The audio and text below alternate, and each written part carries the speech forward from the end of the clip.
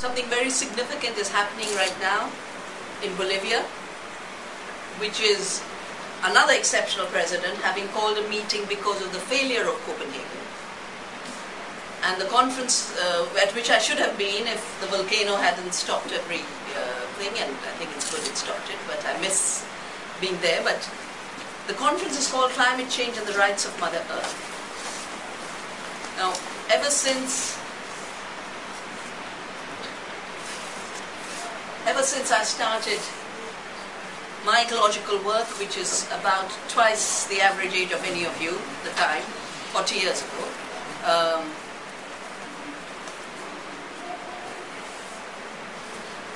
it's been very clear to me that the problem we have, all ecological problems, begin with thinking that production begins in a factory, food starts in a Monsanto GM seed, or it will be magically created by the coupons they are thinking of selling, to dismantle the entire distribution system.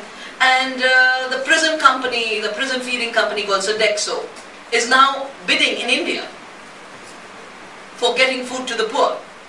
Now, all these illusions come from forgetting that all production, no matter what, begins with the earth. And I think that's why this conference on rights of Mother Earth are so vital. And it's for your generation to move this paradigm further. We are very fortunate to have been born in a civilization where this was the assumption till about 20 years ago. It's only been 20 years for erasing our memory. And a very famous author called Milan Kundera wrote, "The struggle of people against power is the struggle of memory against forgetting."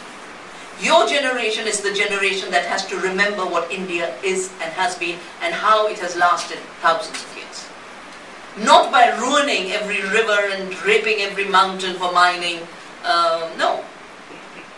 By knowing that you have to live with the least possible, leaving most for everyone else. And that's always been the yardstick of who's the evolved person in your community. The simplest person was the most evolved person. That's why we respected Gandhi. Today we worship Ambani. And of course everyone was fascinated with IPL till it started to unravel, and we don't know how much this unraveling will be.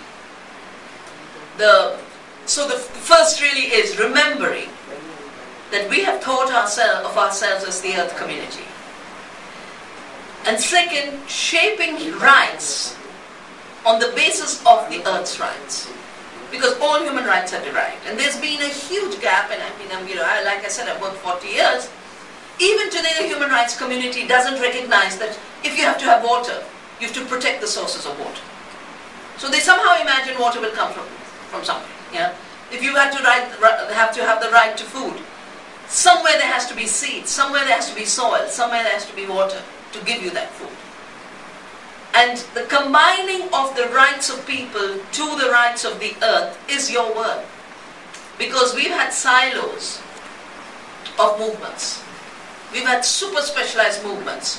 And the movements are getting even more specialized. To the extent they're making no difference at all. Because they're so ghettoized that nobody is listening anymore.